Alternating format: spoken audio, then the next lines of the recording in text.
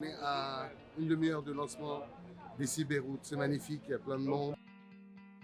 Nous sommes dans un moment très crucial de la vie politique libanaise et peut-être un tournant historique de l'existence même du pays. On est toujours là, on est toujours vivant, nous continuons à vivre et nous devons continuer à vivre. Une excellente initiative.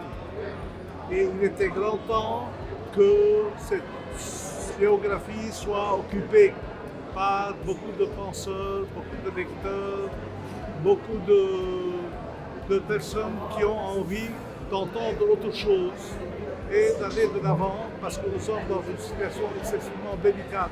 Cet acte est un acte de résistance, c'est un acte de résistance culturelle. Le fait de susciter des oppositions à ce que vous êtes en train de faire veut dire que vous avez déjà d'emblée réussi. La flamme de la liberté dans beaucoup d'endroits s'est éteinte.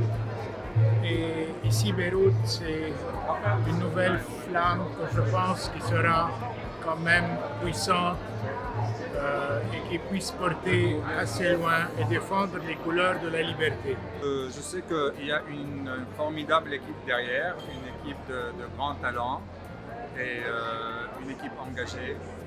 Je suis sûr que ça sera merveilleux. C'est la résistance est avant tout une résistance culturelle. Écoutez, ici Beyrouth, ça rappelle un peu les coordonnées. Et les coordonnées, c'est une position.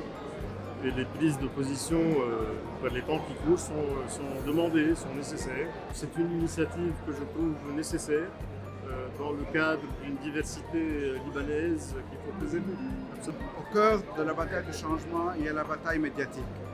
Et qu'aujourd'hui, on a un nouveau média, en langue française essentiellement, et que ce nouveau média est essentiel. C'est un média qui défend la liberté, qui défend la souveraineté, et nous avons besoin d'avoir une voix, et que c'est une nouvelle voix aux côtés des forces de changement, des forces de souveraineté, et nous comptons beaucoup sur vous, sur ici Beyrouth. En langue étrangère, surtout en français, ça manquait une voix indépendante et libre.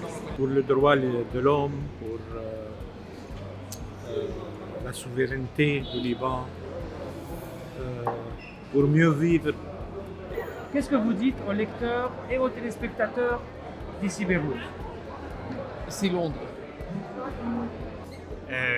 Je pense que c'est magnifique pour la francophonie et pour les médias, qu'il y ait un nouveau média qui se lance dans les circonstances qui sont très difficiles. On a besoin de presse, on a besoin de journalisme de qualité, on a besoin d'informer les gens, on a besoin de débattre avec des opinions diverses, on a besoin d'enquêter sur ce qui se passe pour construire, j'espère, un Liban meilleur. Félicitations pour le projet. Je crois que c'était une idée exceptionnelle parce qu'à un moment donné, il y avait un certain esprit qui nous manquait et on en avait besoin de découvrir encore et encore. Et j'espère que ça va être un projet très réussi. Mais vraiment, c'est un message d'espoir. Et ici, Beyrouth est une plateforme d'espoir et un espace de liberté, d'expression et de liberté de construction pour le futur du Liban. C'est une voie de liberté, une fois de plus, une voie IX et IE aussi, ça peut être les deux. Je pense que ici, Beyrouth va jouer un rôle très important dans la refonte du Liban de demain, celui duquel nous rêvons depuis longtemps et que nous espérons pouvoir mettre en place enfin.